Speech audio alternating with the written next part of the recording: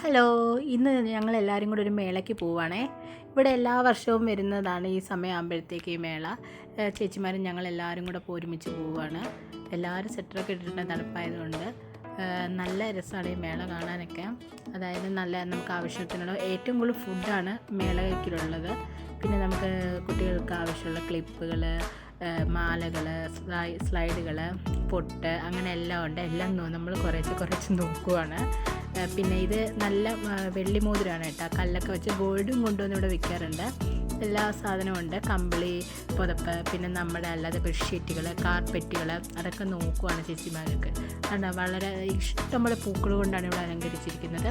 കുട്ടികൾക്ക് കളിക്കാനുള്ള സ്ഥലമുണ്ട്, ഡാൻസ് പ്രോഗ്രാമുണ്ട്, അങ്ങനെ പല ഇതായിട്ട് പല സ്റ്റേജുകളിലായിട്ടാണ് ചെയ്യുന്നത്. എല്ലാ വർഷവും തണുപ്പ് സമയം ഈ ജാനുവരിയൊക്കെ ആകുമ്പോഴത്തേക്കും മേള വരാറുണ്ട്. ബെഡ്ഷീറ്റ്, കുട്ടികൾക്ക് കളിക്കാനുള്ള കളിപ്പാട്ടങ്ങൾ എല്ലാം ഉണ്ട്. ചേച്ചിമാർ കാർപ്പറ്റൊക്കെ നോക്കും കേട്ടോ. ആ സമയം കൊണ്ട് ഞാൻ വീഡിയോ എടുക്കുന്നത്. പിന്നെ കാശിയും താരവും മോളും കൂടെ ചേർന്നിട്ട് ഓട്ടയൊക്കെ ഓടിക്കുകയാണ്. അതിൻ്റെ മുകളിൽ പുറത്തായിട്ടൊരു കസാര പോലെയൊക്കെ ഇട്ടിട്ട്, രാജാവിൻ്റെ കസാര പോലെ ഇട്ടിട്ട് നമുക്ക് ഫോട്ടോയൊക്കെ എടുക്കാൻ സ്ഥലമുണ്ട്. വേണിക്ക് ഭയങ്കര സന്തോഷമായി എല്ലാം കയറിയിരുന്നപ്പം. പിന്നെ ബ്ലഡ് ചെക്ക് ചെയ്യുന്ന സ്ഥലമുണ്ട്. ഫ്രീ ആയിട്ടാട്ടോ ബ്ലഡ് ചെക്കൊക്കെ ചെയ്ത് കൊടുക്കുന്നത്. പിന്നെ നമ്മൾ ഫോട്ടോസൊക്കെ വിൽക്കുന്നിടം, പിന്നെ മിക്സി, ഗ്രൈൻഡർ, ഇതൊക്കെ, പിന്നെ മാലയും വളയും എല്ലാം പെൺകുഞ്ഞുങ്ങൾക്ക് വേണ്ട എല്ലാ സാധനങ്ങളും ഉണ്ട്. പിന്നെ നമ്മുടെ വീട്ടിൽ അലങ്കരിക്കുന്ന കുറേ സാധനങ്ങൾ, അത് അവരുണ്ടാക്കി കൊണ്ടുവന്നത് ക്രാഫ്റ്റ് വർക്ക് പോലെയാണ് വിൽക്കുന്നത്. ഇതാണ് ഫ്രണ്ട് കേട്ടോ. ഞങ്ങൾ ബാക്കിൽ കൂടെയാണ് വന്നത്. നിറയെ പൂക്കൾ കൊണ്ട് അലങ്കരിച്ചേക്കാണ്. പലതരം വലിയ ഡാലിയും ഒക്കെ കൊണ്ട് അലങ്കരിച്ചേക്കാണ്.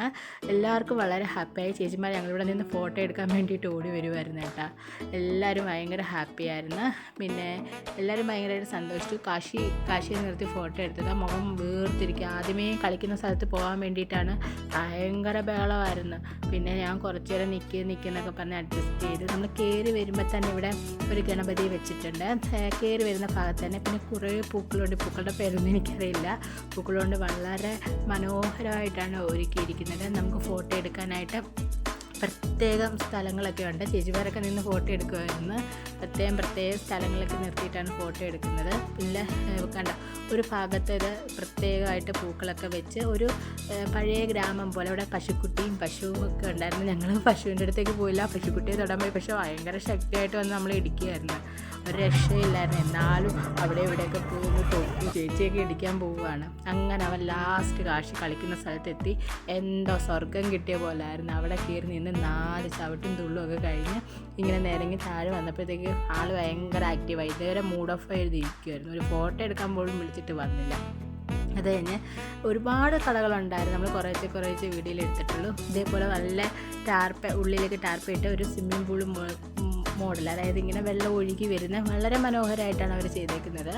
1.5 മാസം കൊണ്ട് ഇവിടെ ചെയ്തത്. നമുക്ക് ഇതിനുള്ളിലെ ഗ്രൗണ്ടിൽ ഒരു സ്കൂൾ, ഇവിടെ ഇതിനുള്ളിൽ 3 സ്കൂളുണ്ട്. അതിലൊരു സ്കൂളിൻ്റെ ഗ്രൗണ്ടിൽ തന്നെയാണ് ഇത് ചെയ്തേക്കുന്നത്. വളരെ ഭംഗിയിൽ നമുക്ക് കണ്ട് ആസ്വദിക്കാൻ പറ്റും. നമ്മൾ ഒരു 2 മണിയായപ്പോൾ പോയി. പക്ഷേ രാത്രി വരെ ഉണ്ടായിരുന്നു. നമ്മൾ തണുപ്പായതുകൊണ്ട് അധികം നിന്നില്ല. രാത്രിയിലായിരുന്നു. ഫുൾ ലൈറ്റൊക്കെ ഇട്ട് സെറ്റായിരുന്നു. നല്ല ഒരു പാലം പോലൊക്കെ ഉണ്ട്. എല്ലാ വർഷവും ഇവിടെ വരുന്നതാണ് കേട്ടോ. എല്ലാ വർഷവും തണുപ്പാകുമ്പോൾ. പിന്നെ സ്കൂളുകളിലെ പിള്ളേരുടെ ഓരോ ഡാൻസ്, ഓരോ സ്കൂളിൽ നിന്ന് ഇത്ര ഡാൻസ് വീതം ഉണ്ടായിരുന്നു. ഞങ്ങളതെല്ലാം കണ്ട് ആസ്വദിച്ച് ലാസ്റ്റ് ഒരു മാജിക് ഷോ ഒക്കെ ഉണ്ടായിരുന്നു. പിന്നെ കുറേ കഴിഞ്ഞ് ഞങ്ങൾക്ക് ഫുഡൊക്കെ കഴിച്ച് ഞങ്ങൾ തിരിച്ച് വീട്ടിലേക്ക് മടങ്ങുമായിരുന്നു കേട്ടോ.